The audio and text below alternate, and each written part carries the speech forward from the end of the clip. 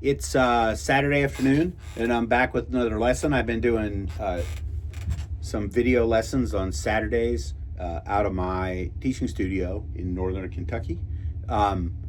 This is the week I'm going to start to do wrapping up on how to build a solo on the chord progression to Black Magic Woman. And so there's several things that we need to know, and I have a series of videos that lead up to it. So the first video, I talk about how to play the rhythm part. The second video, I demonstrate the D minor arpeggio.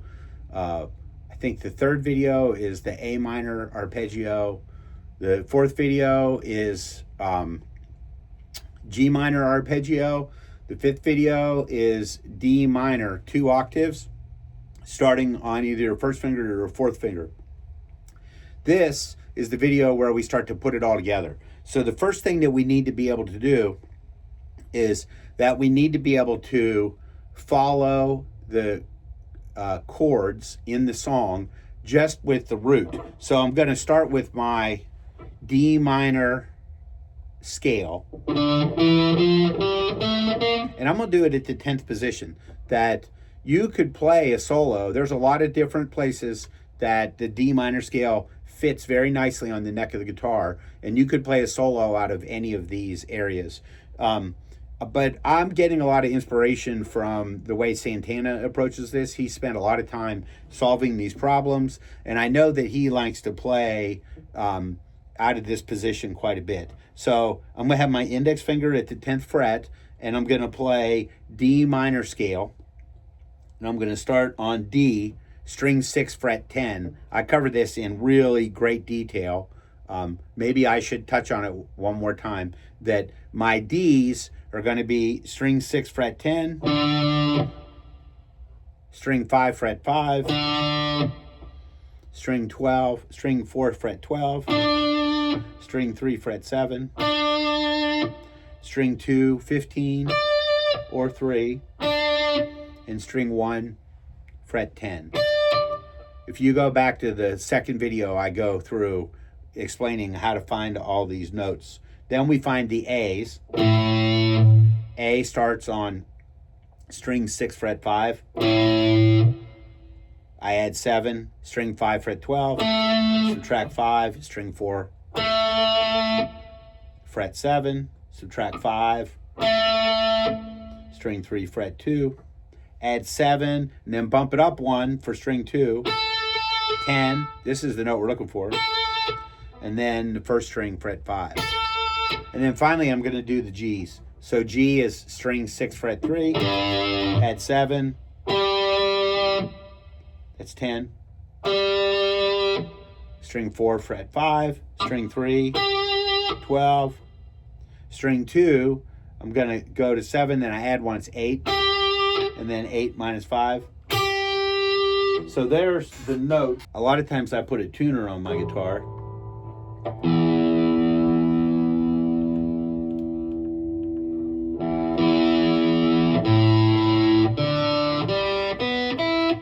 I have a link to my, this is called, it looks like a Lacado tuner. And I like it though because it does, it'll show you the note names. So if I play B, F, those are the notes in the arpeggio. Okay, so now the next thing we're going to do is I'm going to find D on the first string. I'm going to find A on the second string. I'm going to find G on the third string. And then there's a G here on the fourth string. And what I'm doing is I'm finding the notes that are just in the 10th position that are the roots of the chords to Black Magic Woman. The chord progression of Black Magic Woman is D minor, A minor, and G minor. And so what I did was I found the D, the A, and the G that are easy to reach. Now I'm going to start the backing track. And I'm going to play D, D, A, D, G, D, A, D, D,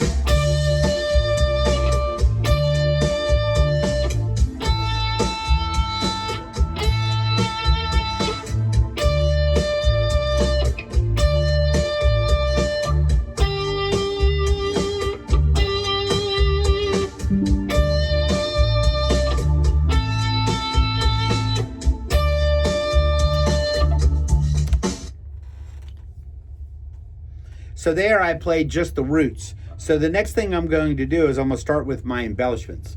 And if you've watched any of my other videos, a lot of times I have analogies to try to help people understand exactly what it is that we're trying to accomplish here. And so one of my analogies that I always say is that playing solos, it's similar to making a sandwich or having a barbecue. I use that barbecue analogy a lot. And so these notes that I'm outlining, the D, the G, and the A, these are the root notes of the chords. So a D minor chord, the D note is the root. It's the most important note.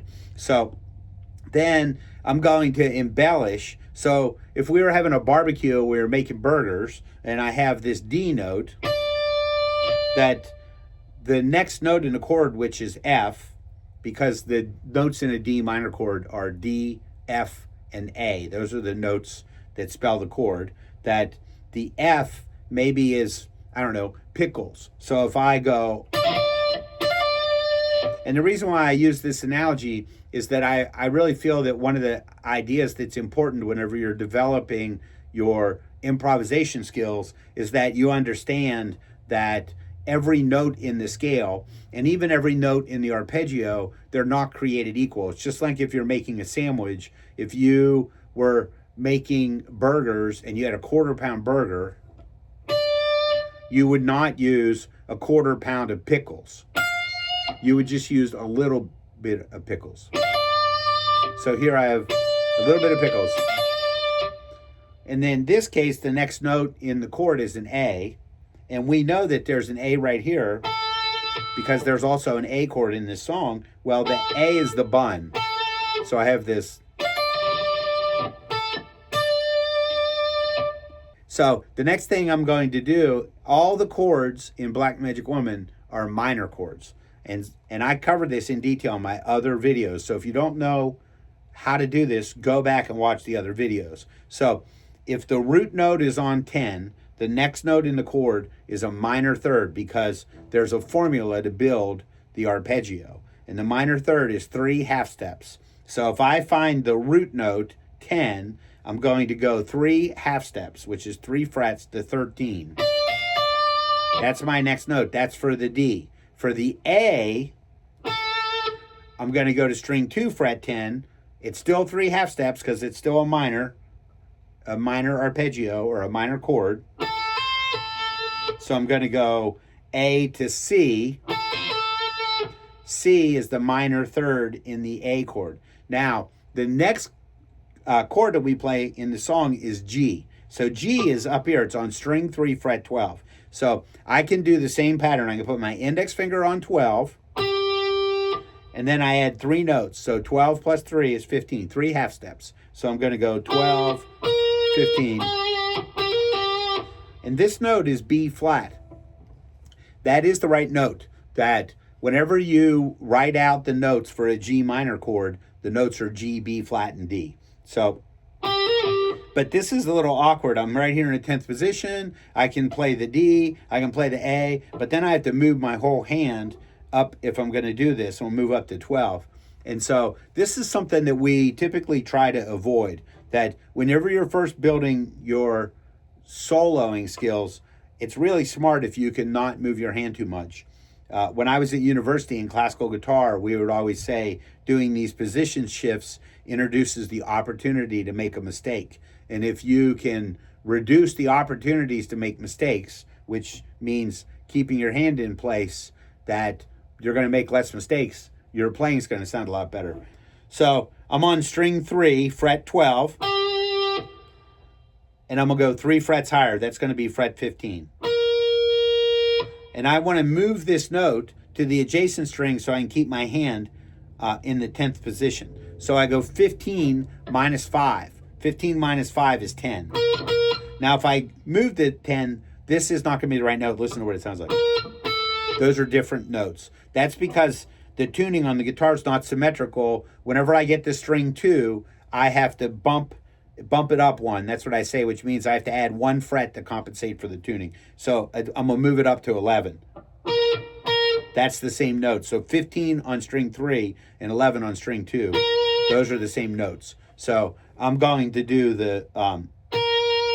So now I'm going to roll the play along video, and I'm going to play along with it. And this is what I'm going to do. Whenever it's a D minor chord, I'm going to play the note D and F on the same string. When it's an A minor chord, I'm going to play A, which is string 2 fret 10, and C, which is string 2 fret 13. And then when it's a G, I'm going to play with my third finger, I'm going to play G on string 3 fret 12. And then I'm going to play B flat on string 2 fret 11. So I'm going to play the root and the minor third of every chord. I'm going to roll this back and we're going to listen to it. I'm going to demonstrate how to do it. So, and I'm going to do both parts. I'm going to play the root note first, and then I'm going to play the root in the third. So this is how you should practice it. D, A, D, G, D, A, D, root minor third, A, D, G, D,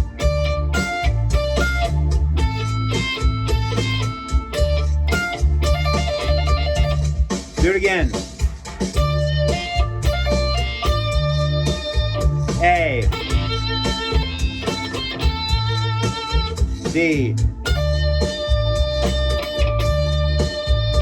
G, D, A, D.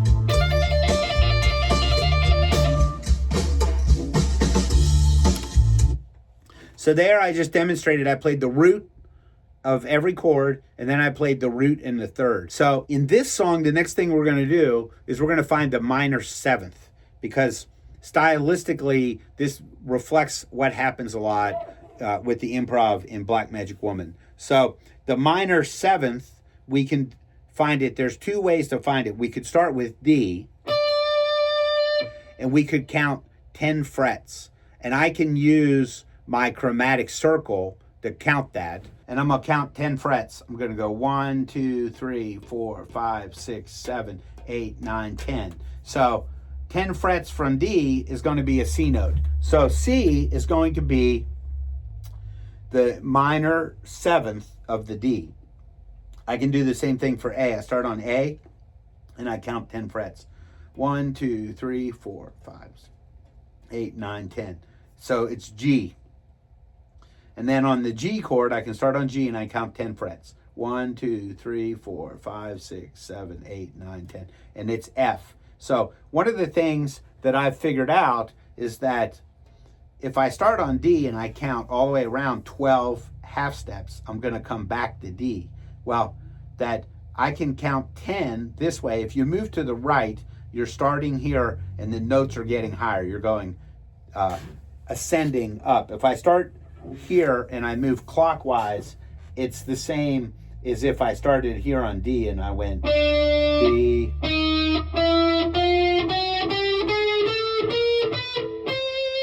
That's C. So now if I go counterclockwise, backwards, that's the same as if I start on the D and I go down. So just so you know this, I want to be clear about this. Whenever I talk about the notes, that if I say up, what I'm referring to is that the pitch of the note is getting higher in sound. I've also always been taught that if I say up and I was using the number and I was on the same string, the number would get larger. So if I'm playing on string 3, fret 7, and that's D, and I'm saying I'm going to go up to the minor 7th, which is C, what I'm saying I'm going to do is I'm going to go up to 17. And 17 is a bigger number. 17 is a bigger number than 7. So now the next thing I'm going to do is I actually am going to play the note, and I'm going to go down 2 frets. That's the D. So I'm going to go D, and I'm going to go down 2 frets, and this is the minor 7th of the chord. It's C. Then I'm going to play A. From A, I'm going down 2 frets to G, and then on the G, I'm going to go G down 2 frets to F. And I'm going to do that with my play along.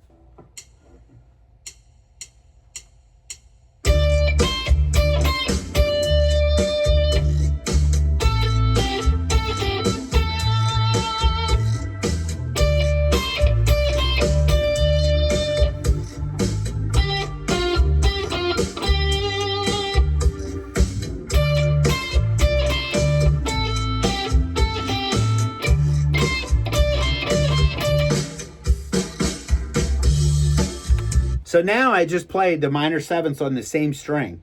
And the reason why I do this is even though I've been to university, I started out playing largely by ear. I still use my ear to guide me. I think everybody that's a good player listens to the music and uses their ear. So I always call it checking my work, because the next thing I'm going to do is I want to move, instead of sliding my hand around like that a lot. You know, remember what I said that at university, we would say that introduces the opportunity to make a mistake. So what I'm going to do is I'm going to see if I can find this note. This is C, and it's string 1, fret 8. So if you remember, we learned in my earlier videos that when we start on a thick string, that we can use -5. If we take a fret, in this case, I'll show you string 6, fret 10, I'm going to play D.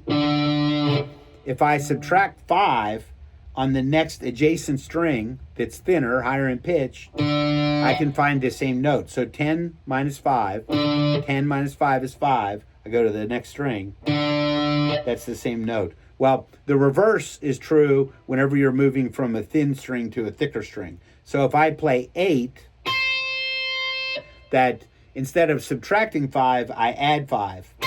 And let's see, it should be 13. Absolutely. It's the same note. My tuner turned off. Turn it back on. So this, C, and then this is why I like this tuner. It's a little bit of a cheat, but you can look at the tuner if you're still developing your ear and you aren't 100% confident that those are the same notes. So I can play this now. Look, instead of going, I can do that on 2 strings. So instead of going 10, 8, 10, 8, I can go 10, 8.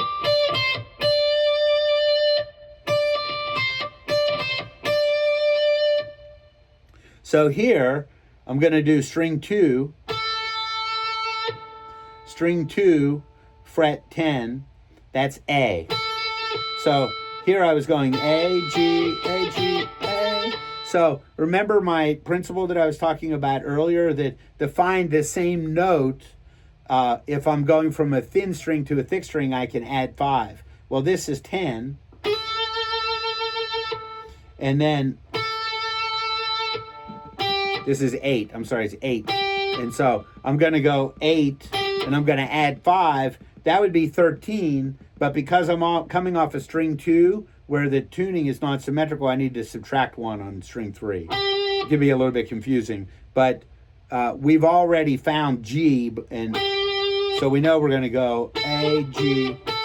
We found G when we were looking for our root notes. So I'm going to play string 2, fret 10, and then I'm going to play string 3, fret 12.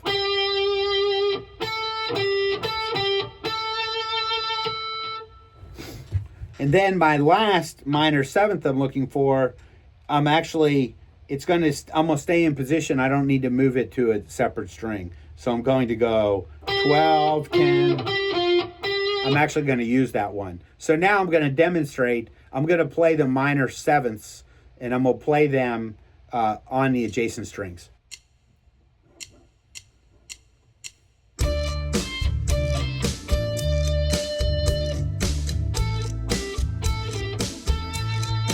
You see I'm going 10, 13. Now here's G. I'm going to go 12, 10, 12, 10, 12. I'll go 10, 13.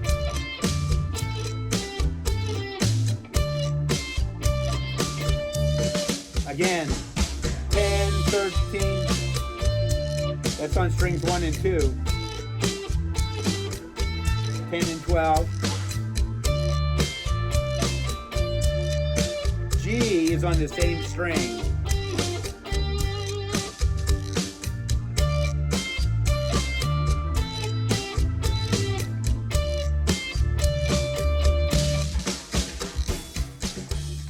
Okay, so now I'm going to demonstrate a couple more principles.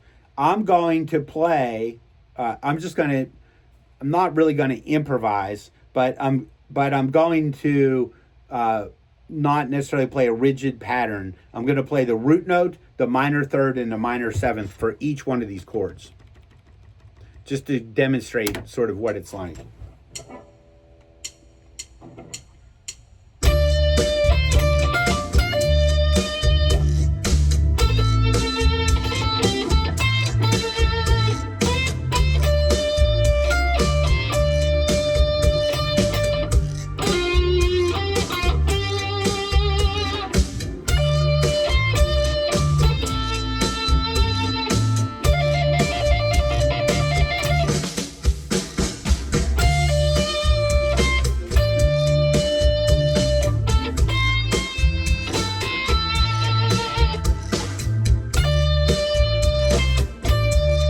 G,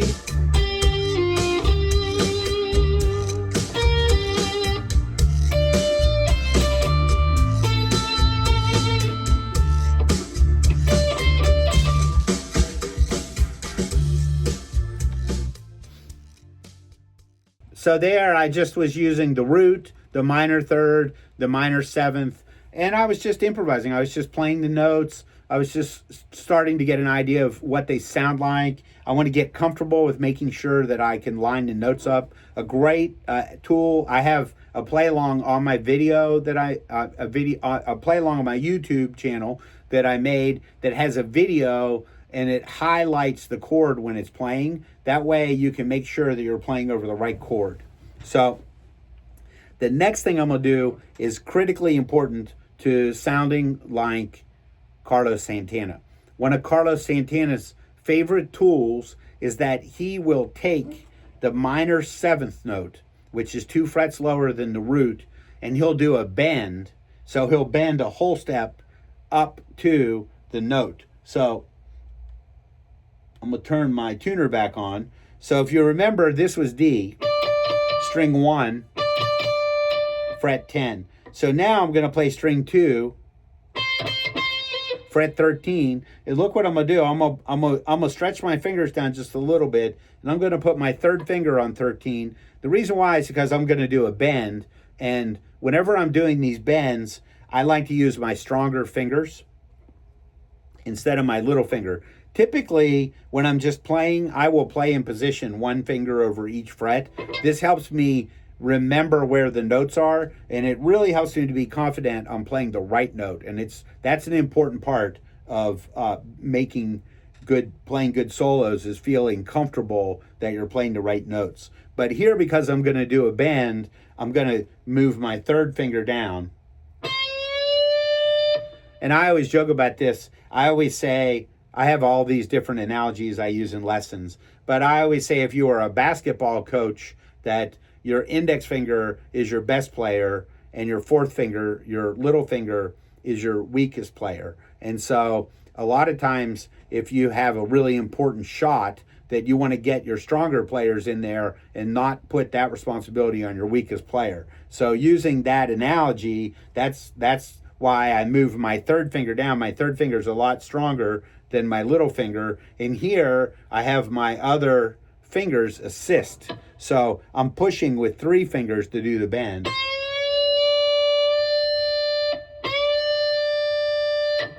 So I'm bending C to D. Now, when the chord changes to A, I'm going to stay in position and I'm going to go to G, which is on string 3, fret 12. And I bent it a little bit sharp. I'm bending up to A. It's a lot easier to do whenever you have the backing track because you can match the... Now, usually if I was playing a solo, I would not do this I wouldn't usually bend F to G because it starts to become too much of a stereotype, like you're just doing the same thing over and over again. But if you wanted to, you could move to F.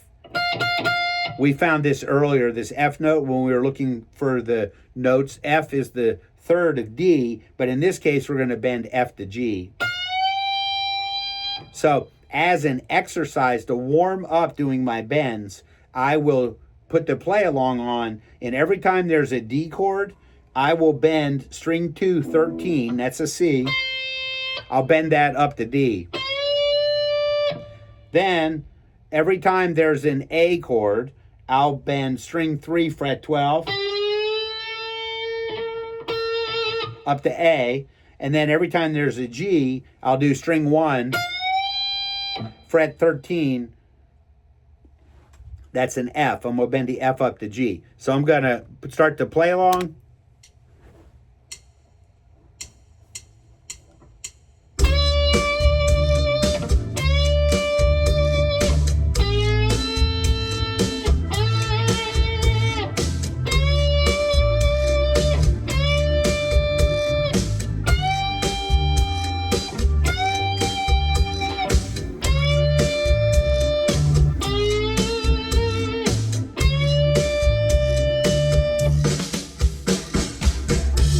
One of the other things I want to point out is if you notice when I do my bends, a lot of times when I'm doing the bend, I'll put my thumb up on the edge of the neck to give me a little bit of extra leverage. That when I'm doing the bend, it's like my hand is pivoting like this, but with my thumb, it gives me a little bit more leverage so I can push up.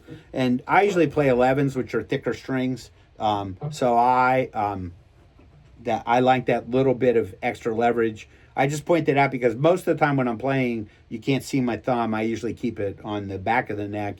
Unless I'm doing old school bluesy things or maybe Hendrix stuff, John Mayer, I'll put my thumb over the top of the neck to play some of those. I have a lot more proficiency with my thumb on the back of the neck. I can cover a wider area of the frets and I make fewer mistakes. One thing I do like to mention is that whenever I first started playing, I was pretty young. I started playing when I was around 7 years old, but I played thumb over. That's how I was originally taught. And I played thumb over for 7 or 8 years. Predominantly, that's how I was playing, was thumb over. And it was only later I discovered playing my thumb on the back of the neck. I was trying to play probably rock songs like Randy Rhoads era, Ozzy Osbourne and Van Halen, that type of stuff. I realized that having my thumb over it was really limiting to play some of that real fast rock in those styles, and I moved my thumb to the back of the neck, and it really tremendously changed both my reach and my facility. So I'm going to demonstrate. I'm just going to play a little bit. I'm going to use some of the techniques that we talked about. I'm going to put the root note. I'm going to think of the root note on each chord. So I'm going to follow the chord progression using the root. I'm going to embellish my root by using the minor third and the minor seventh. And I'm going to do some bends of the minor seventh up to the root note. So it's just these basic techniques. And a lot of times, I remember whenever I learned some of these, I was so surprised because so many guitar players I really love, this is the foundation of most of what they're playing. They're really, really good with these techniques, but the techniques themselves are not super complicated.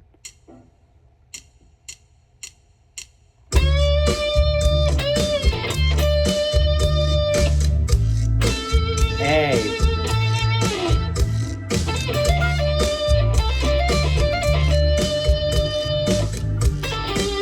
G.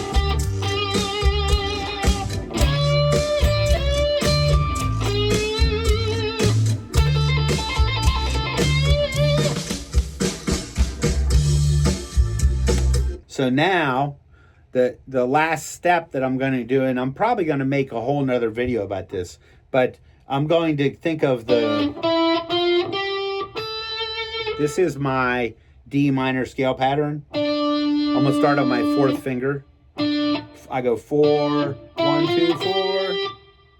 I'm starting on my fourth finger, string 4, fret 12. This is a D. So I go finger 4, then I move to the next string and I go 1, 2, 4. Then I bump it up a fret because I'm on string 2. And then, so I think of the fingers. When I've memorized all of my scale patterns by memorizing the finger pattern. The reason why is because no matter what scale I play, if I start on the root and I do the same finger pattern, I'll have the same result. So here I'm starting on D, and I think of this scale as like 4, 1, 2, 4, bump it up, 1, 2, 4, 1. Now, I do a previous video where I cover this, but I'm going to demonstrate. Look, I can do it right here. I can start on 4, 1, 2, 4, 1, 2, 4, 1. So I'm going to improvise, and I'm going to use some of these ideas that we were talking about. I'm going to find the root. I'm going to do the minor third. I'm going to play the seventh, and I'm going to bend the seventh to the root. Then I also will embellish with some notes from the scale. And I'm going to cover this in a future video.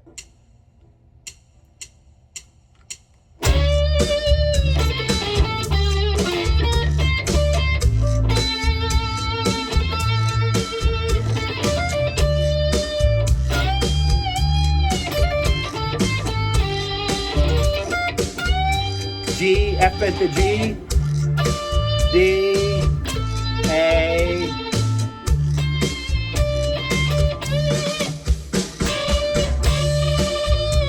C bent to D, A,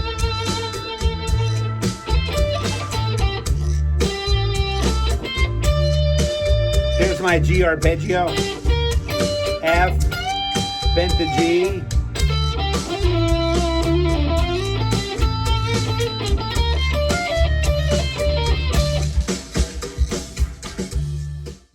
all right, I hope that you enjoyed this video. I try to release videos on Saturdays. If you have any questions, drop a comment and I'll try to make some videos. I know that there's a lot of things. In these videos, I talk about theory, different techniques, and so I can't talk about everything. My videos would just be hours long. But if there's something that I'm doing that you don't understand, drop some comments, and if I get a couple of people that are interested in it, I'll make some videos to try to cover it. And then, also, please like and subscribe.